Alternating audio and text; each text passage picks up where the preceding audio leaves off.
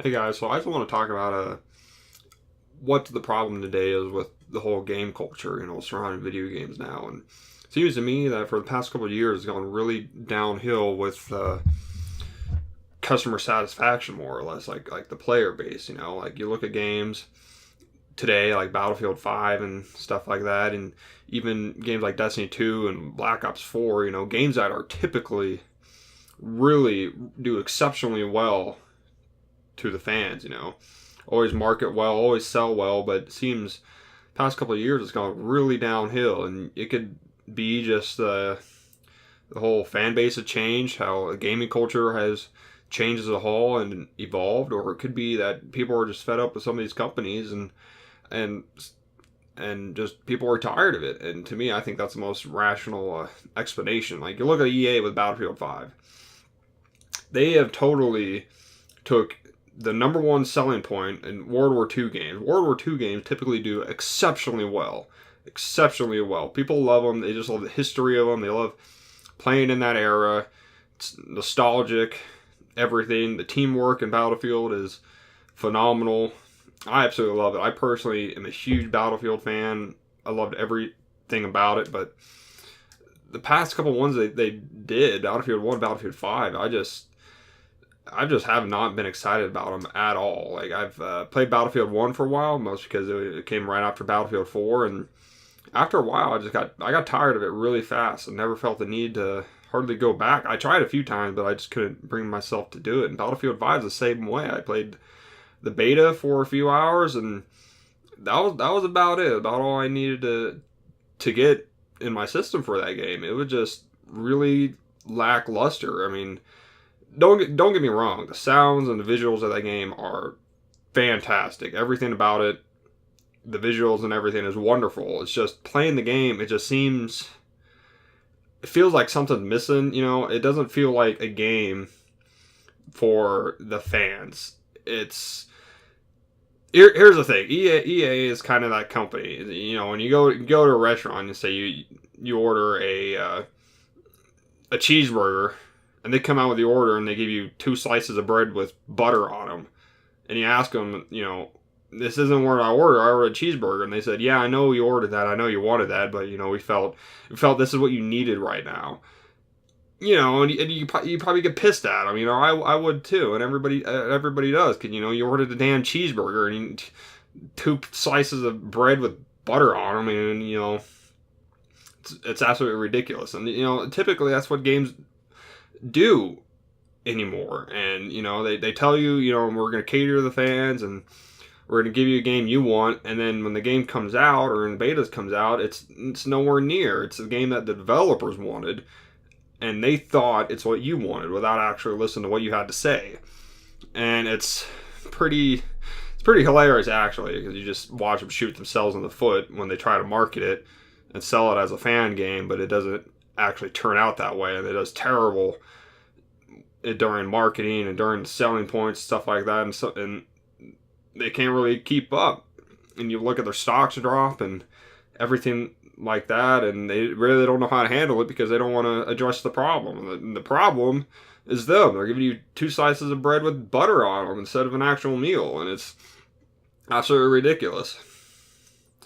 And part of it is I think we gotta maybe take a little bit of blame. Maybe our expectations go a little bit too high. I mean, we expect, World War II game to be absolutely fantastic, pure to the roots. And think about Battlefield 5, the fact they have women on the battlefield, I couldn't really give a shit, to be honest with you. I mean, it's not historically accurate, no. Some of the factions and some of these countries did have women on them, in them, but the majority of them didn't.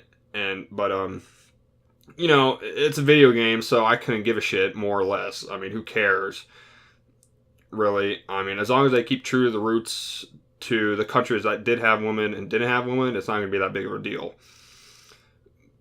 And, other than that, it's not really a problem. I mean, most games today just, the only game I'm really excited for at all doesn't come out till next year, and that's Anthem. But even I have my doubts about that because, it's just, the idea of it looks fantastic. And from what I've seen, it's going to be really team play and co-op, and you can play with your friends and stuff, which I absolutely enjoy. But I'm just afraid it's going to be one of those games like No Man's Sky, where the idea of the game is fantastic, fantastic idea. Just the execution of it is terrible, and the marketing of it is terrible. And Destiny was the same way. Destiny 1, fantastic game. Personally, I didn't get into it as much as everybody else did, but my family members did, and I know a ton of people did. But then you look at what happened with Destiny 2. Destiny 2 was basically exactly the same thing as the first game. They didn't hardly change anything. They gave you a new campaign, but all in all, the bread and butter of the game is exactly the same. It was, I mean, you're spending $60 for a game.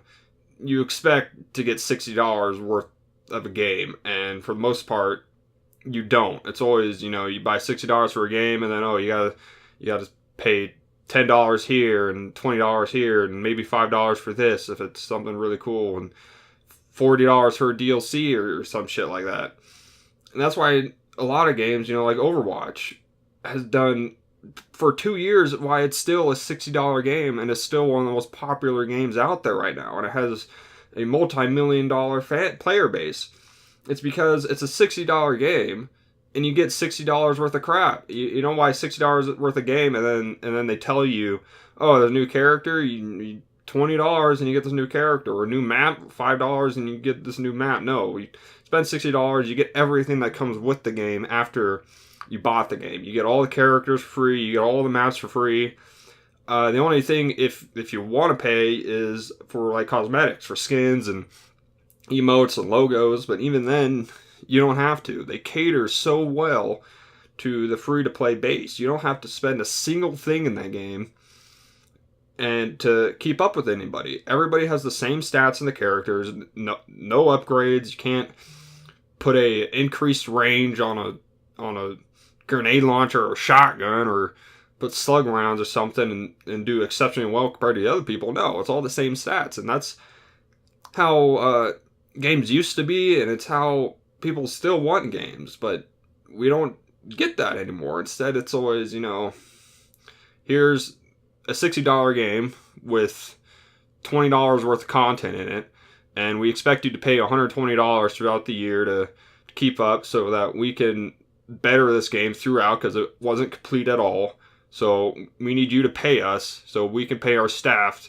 to make the game better, because we released it too early, and just that's how we are, And it's absolutely ridiculous. And yeah, I get the world changing and stuff like that. People got to make money.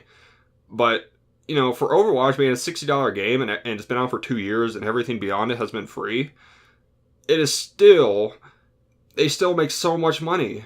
And that could be, because they, I keep talking about Overwatch, because to me that's the staple of how games should be made. Perfect. It came out perfect, vanilla. I mean, it was already really well balanced. There wasn't a lot of bugs to it. The characters were really well balanced. No one was, I mean, yeah, there were some characters come out, they're really powerful, but then they nerf them down to balance with the rest of them. And that's how all games are, you got to figure out where the balance is, where the fine line is, what people actually can tolerate with that character. And, that's really the thing. And, I'm just, it just saddens me, because I love games personally. I played them since I was younger, all the way back to Mario Kart 64 and Mario Party 2, back when games were good and great and perfect and didn't let anybody down. And, I really enjoy them, but now it seems, all the fun and all the joy that I get out of games now is slowly being taken away, and it's kind of sad, because I don't want that, and I don't want to see everybody do that, because I know there's a lot of people out there who are just like me, just absolutely love the fact, do it as a hobby, do it just because they want to play, they think the game's fun.